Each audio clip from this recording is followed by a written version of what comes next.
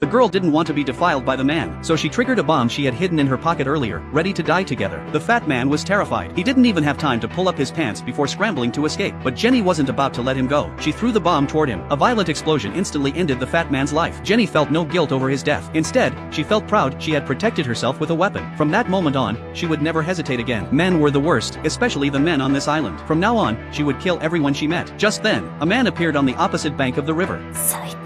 He was the island nation's top battle royale player, ranked 10th in the world. In the game, he was a legendary undefeated myth, worshipped by thousands. He had even gotten married inside that virtual world, but in real life, he was a loser living off his parents. The man's name was Jack. Every day, he did nothing but lose himself in games. One day, his mother tried to persuade him to work at his relative's noodle shop, but Jack grew irritable and yelled at her to get out of his room. Seeing her son was beyond saving, his mother signed a contract with a mysterious organization. As Jack left a convenience store, two men in black approached him. When he opened his eyes again, he found himself on a deserted island. To make things worse, Jack couldn't remember how he got there. He tried to call for help with his phone but found no signal. A gem-like object had been embedded in his hand, though his body felt otherwise normal. Looking around, he found his backpack and a strange white satchel. Since the jungle was full of terrifying insects, Jack hurried toward the open shore. But after finally escaping the woods, he faced an even more hopeless reality. He was stranded on a deserted island with no one in sight. Luckily, his backpack still had a pre-packaged meal he bought earlier, while the white satchel contained 8 small cubes. When Jack accidentally pressed a button on one, a 10-second countdown appeared. Watching the numbers shrink, a bad feeling grew in his chest. He hurled the cube with all his strength.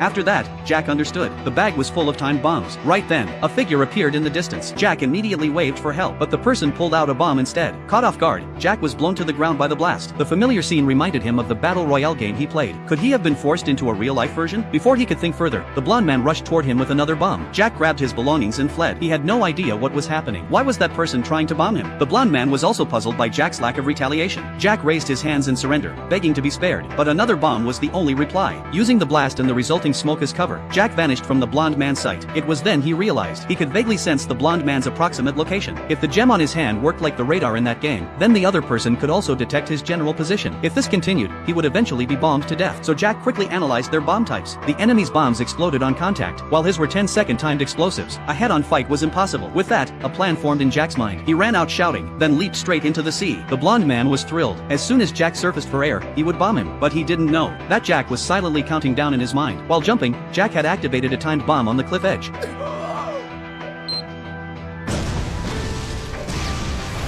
With a blast, countless rocks and pieces of the blonde man fell into the sea. Killing for the first time left Jack violently ill. He vomited everything he had eaten that afternoon. After this battle, Jack acquired the blonde man's contact-triggered bomb.